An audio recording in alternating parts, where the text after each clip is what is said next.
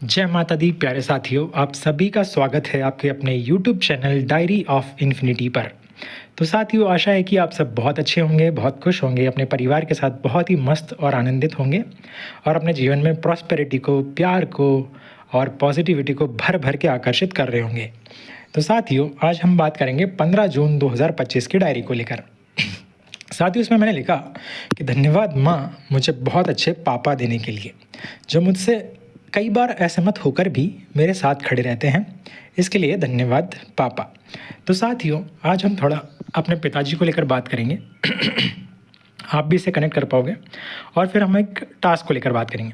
साथियों, बात इतनी ही करेंगे कि परिवार में जो पिताजी होते हैं, पापा होते हैं, वो घर का एक बहुत ही महत्वपूर्ण स्तंभ होते हैं। हमारे जो बचपन से जो भी सपने होते हैं, चाहे हमारी बचपन का खिलौना साइकिल होती है, ठीक है, अपनी जो हमारी बहनें होती हैं उनको लड़ाना होता है और खिलौने लाने होते हैं, आइसक्रीम लानी होती है, कभी फल फ्रूट, हर चीज़ का वो अपने बच्चों के लिए बहुत ध्यान रखते हैं। जहाँ तक उनकी कोशिश होती है वो अपने बच्चों के लिए अच्छा ही करने का प्रयास करते हैं हमेशा। तो साथियों, इस चीज़ को मैं बिल्कुल समझता हूँ। और कई बार जीवन में ऐसा होता है साथियों, कई बार हमारे सपने उनकी अपेक्षाओं से मेल नहीं खाते हैं। तो कई बार एक अच्छा दिल होने के कारण हम मनी मन दुखी भी होते हैं कि हम उनकी अपेक्षाओं पर खरा उतर के उन्हें सुख नहीं दे पा रहे हैं। लेकिन साथियों, कई बार ऐसा होता है कि आपको जब महान उद्देश्यों के लिए जीना होता है तो सांसारिक अपेक्षाओं पर यदि आप खरे नहीं भी उतरते हो तो भी आप ऐसा सोच कर चलते हो कि आपका जीवन विश्व के कल्याण के लिए है, युवाओं को दिशा देने के लिए है, या फिर बहुत अच्छे काम के लिए है, जो हो सकता है पेरेंट्स अभी ना समझे लेकिन उनको गर्व होगा और उनका नाम रोशन होगा इतिहास में। ऐसे कुछ उदाहरण मुझे याद आते हैं, जैसे बारठ परिवार के वीर शहीद रहे हैं और भगत सिंह जी रहे हैं और चंद्रगुप्त रहे हैं। तो कई बार कुछ इस तरह की बातें हुई कि इनके परिवार में इनकी माता बहुत दुखी थी इनको लेकर कि किस तरह के जीवन को मतलब इतने अच्छे जीवन को कहाँ त्याग कर रहे हैं, कहाँ बलिदान कर रहे हैं। इस तरह की कुछ घटनाएं होती हैं। तो वहाँ पर इनका जो लक्ष्य था, उद्देश्य था, वो यही था कि यदि हमारे मम्मी पापा यदि दुखी भी है तो यदि हम जो अच्छे काम कर रहे हैं उससे अनेकों मम्मी पापा खुश होंगे, बहुत सारी लाइफ बचेगी, अच्छी इंस्पिरेशन मिलेगी और इतिहास इनका नाम गर्व से याद करेगा। तो साथियों, कई बार मैं उस धारणा को सोचकर आगे बढ़ता हूँ कि कई बार हम जब पेरेंट्स की अपेक्षाओं पर खरे नहीं उतरते हैं तो मैं खुद से ही पूछता हूँ कि क्या मैं उनके साथ गलत कर रहा हूँ। तो फिर मेरे भीतर से आवाज़ आती है कि जब मैं अपनी अंतरात्मा का अनुसरण कर रहा हूँ और बहुत अच्छे उद्देश्यों के लिए जी रहा हूँ जिससे बहुत सारे लोगों का भला होगा और अच्छी मानसिकता का प्रसार होगा समाज में, कमिटमेंट पर चलते हुए, तो कई बार लगता है कि यदि उनकी अपेक्षाएं पूरी ना भी हो तो भी इस रास्ते पर चल के उनका नाम बहुत ही सम्मान से लिया जाएगा। और ये प्रयास मुझे लगता है कि हर बच्चे को करना चाहिए।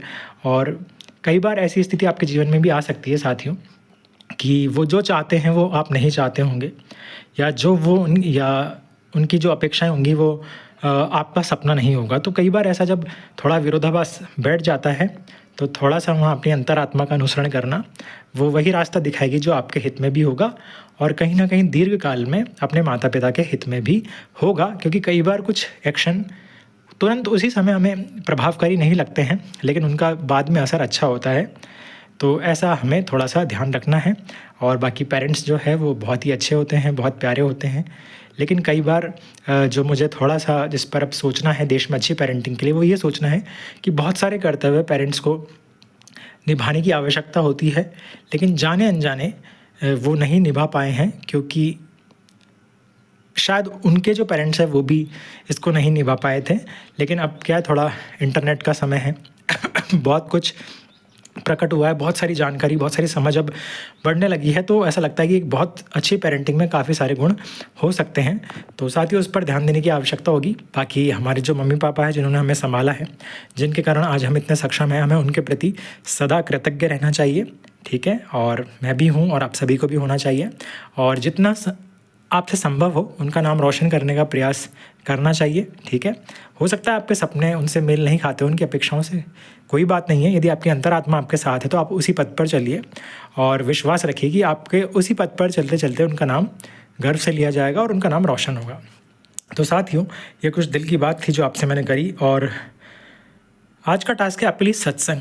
साथियों, सत्संग इसलिए ज़रूरी है क्योंकि व्यक्ति वो बनता है जो उसके आसपास का माहौल है। सत्संग का मतलब ये नहीं कि आपके पास 4-5 लोग कैसे बैठे हैं, वो एक छोटी सी परिभाषा है, हालांकि वो भी उसमें शामिल है, लेकिन आप सुन किसको रहे हो इस समय, क्योंकि इस समय सबसे ज़्यादा जो सत्संग है ना, उसमें ज़्यादा संगति है, उसमें सोशल मीडिया का रोल बहुत है। यदि आप सोशल मीडिया पर बहुत सारी नेगेटिविटी को देखते हो या सुनते हो, तो आपका सत्संग सोशल मीडिया के माध्यम से नेगेटिव हो रहा है, ठीक है, मतलब वो सत्संग हो ही नहीं रहा है, सॉरी, मतलब आपकी संगति नेगेटिव हो रही है।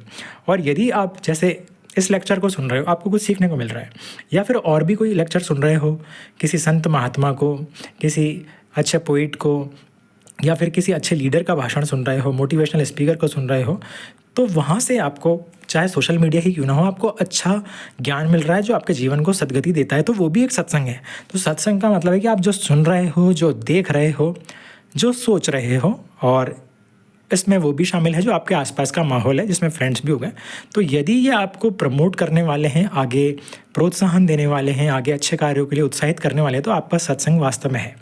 तो आपका टास्क यही है कि अपने जीवन में एक अपने लीडर की तलाश कीजिए, जैसा आपका गोल है उस दिशा में, और उसे सुनने का प्रयास कीजिए डेली 5-10 मिनट, ताकि आपका जीवन उसी दिशा में दृढ़ रहे जो आप करना चाहते हैं, ठीक है, क्लैरिटी से युक्त रहे, ठीक है साथियों। उदाहरण के लिए जैसे मैं यहाँ पर सोचता हूँ प्रेमानंद महाराज जी को, उनको विराट कोहली जैसे अनेक प्लेयर और बड़े बड़े नेता, बड़े बड़े अभिनेता सभी उनसे मार्गदर्शन लेते हैं, और जीवन के मुश्किल क्षणों में उनकी बातों ने मुझे भी बहुत राहत दिखाई है। और छोटे छोटे बच्चों से लेकर बड़े बड़े व्यक्ति, यहाँ तक कि शादी से जुड़ी समस्याएं या विवाह से जुड़ी कोई बात, या फिर बच्चों की कोई बुरी आदतें हो, वो हर तरह का उत्तर उनके पास होता है। तो मैं एक उदाहरण के रूप में आपको ये सजेस्ट करूँगा कि आप उनके सत्संग 5-10 मिनट यदि सुनें तो आपको बहुत लाभ होगा। बाकी आप अपना लीडर चुनने के लिए पूरी तरह स्वतंत्र हैं, ये सिर्फ मैंने एक सजेस्ट किया है, ठीक है, क्योंकि वो जीवन के हर पहलू से जुड़ी कोई ना कोई बात करते हैं जो आपको हील कर देती है, इसलिए एक सुझाव मात्र है। बाकी आप अपने अकॉर्डिंग जो लीडर चुनना चाहें ज़रूर चुनें उसे, और 5-10 मिनट उसे सुने। तो ये टास्क इतना ही है। तो साथियों, आज हमने थोड़ा अपने पापा को लेकर बात करी और इस टास्क को लेकर बात करी।